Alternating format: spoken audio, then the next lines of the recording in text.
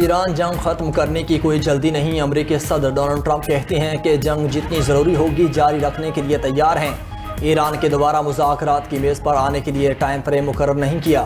ایران پر عائد نئی اقتصادی پابندیاں امریکی فوجی کارروائیوں کی طرح مؤثر ہیں۔ مزید کہا کہ اگر وہ نہ ہوتے تو اسرائیل ختم ہو چکا ہوتا۔ نہیں لگتا مجتبی خامنہئی مارے جا چکے ہیں۔ ان کا بازو اور ٹانگ بری طرح زخمی ہوئے تھے۔ ادھر وائٹ ہاؤس کی ایران کے ساتھ مذاکرات جاری ہونے کی تردید۔ ڈپٹی سیکرٹری وائٹ ہاؤس اینا کیلی نے کہا، قطری وزیر اعظم کے دورے کے باوجود ایران کے ساتھ مذاکرات کا کوئی شیڈول اور رابطہ طے نہیں۔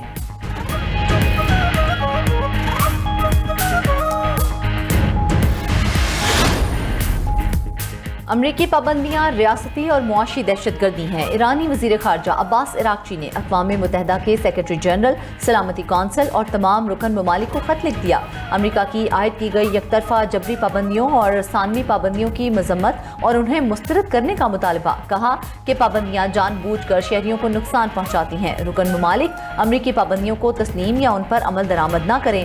امریکہ تیسرے ممالک پر دباؤ ڈالنا بند کرے۔ ایرانی صدر مسعود پزشکیان کا کہنا ہے کہ تہران بات چیت اور مذاکرات کے ذریعے تنازعات کا حل چاہتا ہے۔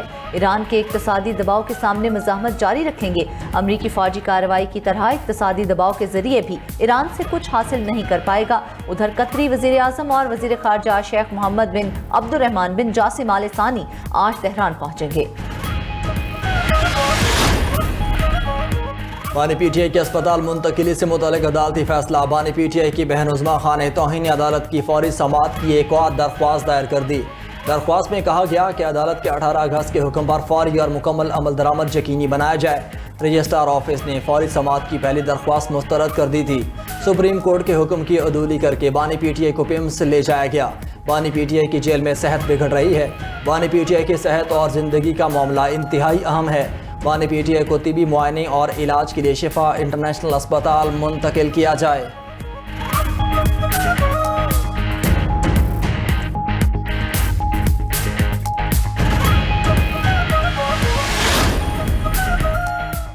وزیر اعظم آزاد کشمیر کے انتخاب کے لیے قانون ساز اسمبلی اجلاس کا شیڈول جاری۔ قائد ایوان کے انتخاب کے لیے قانون ساز اسمبلی کا اجلاس کل 2 بجے ہوگا۔ وزارت عظمیٰ کے لیے کاغذات نامزدگی کل صبح 10:30 بجے جمع کرائے جائیں گے۔ صدر مسلم لیگ نون نواز شریف نے بیرسٹر سید افتخار علی گیلانی کو وزیر اعظم آزاد کشمیر کے لیے نامزد کر دیا۔ افتخار علی گیلانی کو کاغذات نامزدگی جمع کرانے کی ہدایت سیکرٹری اطلاعات نون لیگ مریم اورنگزیب نے افتخار گیلانی کی نامزدگی کی تصدیق کر دی۔ مریم اورنگزیب کا کہنا ہے کہ افتخار گیلانی کی نامزدگی کا فیصلہ نواز شریف کی منظوری سے ہوا۔ شاہ غلام قادر اور سابق وزیر اعظم راجہ فاروق حیدر کا فیصلہ ماننے سے انکار۔ پارلیمانی پارٹی کا اجلاس بلانے کا مطالبہ کر دیا۔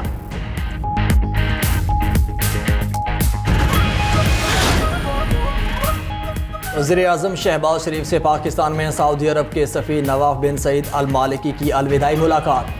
وزیر اعظم نے سعودی سفیر کو پاکستان میں اپنی سفارتی ذمہ داریاں کامیابی سے مکمل کرنے پر مبارکباد دی۔ پاکستان اور سعودی عرب کے درمیان گہرے برادرانہ اور تصویراتی تعلقات کے مزید استحکام کے لیے ان کی نمایاں خدمات کو سراہا۔ وزیر اعظم نے خادم حرمین شریفین شاہ سلمان اور ولی عہد محمد بن سلمان کے لیے اپنی نیک تمناؤں اور صحت و تندرستی کی دعاؤں کا اظہار کیا۔ خطے میں امن و استحکام کے فروغ کے لیے سعودی عرب کے اہم کردار کی بھی تعریف کی۔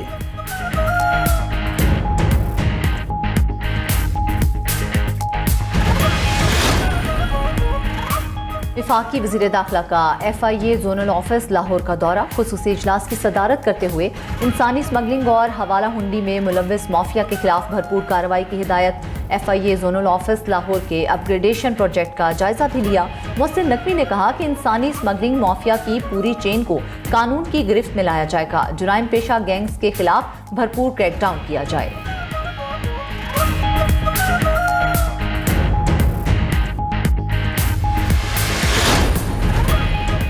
وزیر اعلیٰ پنجاب مریم نواز کا سینکیانگ میں چینی ڈیری کمپنی کے ہیڈ کوارٹر کا دورہ۔ جدید ڈیری فارمنگ و ملک پروسیسنگ کے نظام کا جائزہ لیا۔ کمپنی حکام نے وزیر اعلیٰ پنجاب کو مختلف شعبوں کے حوالات نے کہا کہ پنجاب میں لائف سٹاک کی بہتری اور فروغ کے منصوبے نتیجہ خیز ثابت ہو رہے ہیں۔ دیہی خواتین کی مالی خود مختاری اور مویشیوں کی افزائش نسل کے لیے خصوصی منصوبے بھی کامیابی سے جاری ہیں۔ مویشیوں کو فربا کر کے گوشت کی پیداوار کے لیے تیار کیا جا رہا ہے۔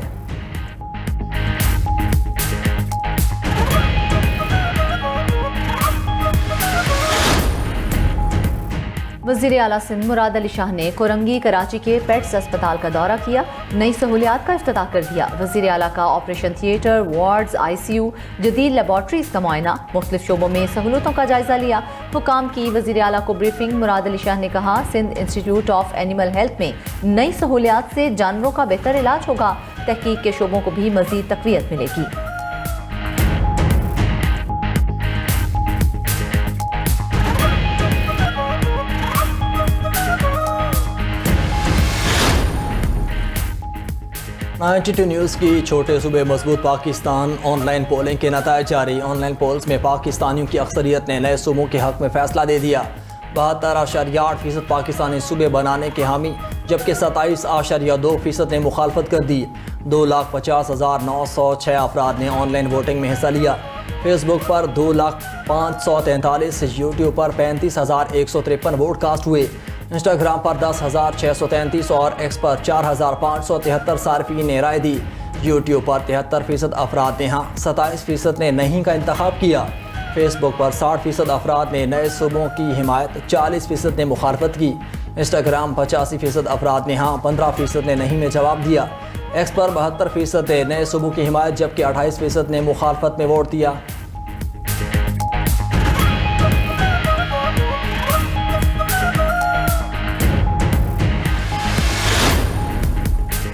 جماعت اسلامی کا پیٹرولیم لیوی اور مہنگائی کے خلاف دھرنا 12ویں روز بھی جاری۔ امیر جماعت اسلامی کا آج رات ملک گیر ہڑتال کا اعلان۔ حافظ نعیم الرحمان کہتے ہیں کہ حکمران نااہلی اور کرپشن کی انتہا پر ہیں، ملک میں گورننس نام کی چیز نہیں۔ پیمز اسپتال کے واقعے نے پوری قوم کو غم میں مبتلا کر دیا۔ عالمی مارکیٹ میں تیل سستا، پاکستان میں مسلسل مہنگا ہو رہا ہے۔ ہمارے پاس بہیہ جام ہڑتال کا آپشن بھی ہے۔ حکومت کو لیوی ختم کرنی پڑے گی، عام عوام کو ریلیف دینا ہوگا۔ FBR کرپشن کا گڑھ ہے، IPBs کے ناجائز معاہدے ہیں۔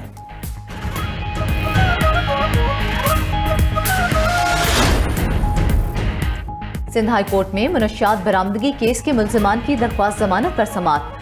بورڈ بیسن پولیس نے تفتیشی افسر کو ہتھ کڑی لگا کر عدالت میں پیش کر دیا۔ جسٹس محمد اقبال کلہوڑو نے کیس کے تفتیشی افسر کو جھاڑ پلا دی، ریمارکس دیے کہ عدالت کے بلانے پر خود اور چالان کیوں پیش نہیں کیا، کیا وردی کا بھوت دماغ پر سوار ہو گیا ہے، ایسے نااہل پولیس اہلکاروں کو نکال کیوں نہیں دیتے۔ تفتیشی افسر ناصر خان نے جواب دیا کہ مالی مشکلات کی وجہ سے چالان جمع نہیں کروا سکا۔ جسٹس محمد اقبال کلہوڑو نے کہا کہ کون سے ملک میں ہم رہتے ہیں، کن لوگوں سے ہمارا واسطہ ہے۔ عدالت کا ملزمان فیصل اور یعقوب کو ضمانت پر رہا کرنے کا حکم۔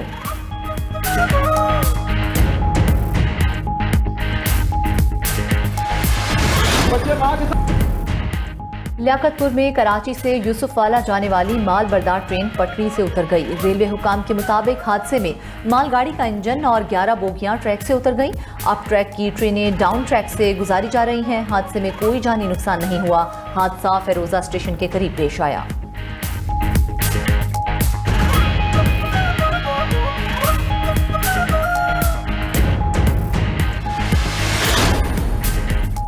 امریکی میجر کو صدر ٹرمپ کے مواخذے کا مطالبہ مہنگا پڑ گیا۔ فوجی قانون کے تحت امریکی ایئر فورس کے میجر جیسن واٹسن پر باضابطہ 10 الزامات عائد کر دیے گئے۔ امریکی میڈیا کے مطابق واٹسن نے واشنگٹن میں امریکی کیپٹل کی سیڑھیوں پر وردی میں ٹرمپ کے مواخذے کا مطالبہ کیا تھا۔ واٹسن نے ٹرمپ پر آئین کی خلاف ورزی، قانون شکنی اور بدعنوانی کے الزامات بھی عائد کیے تھے۔ امریکی ایئر فورس کے مطابق میجر واٹسن کو مقدمے سے قبل حراست میں رکھا گیا ہے۔ ان کو قانونی مدد حاصل کرنے کا پورا حق حاصل ہے۔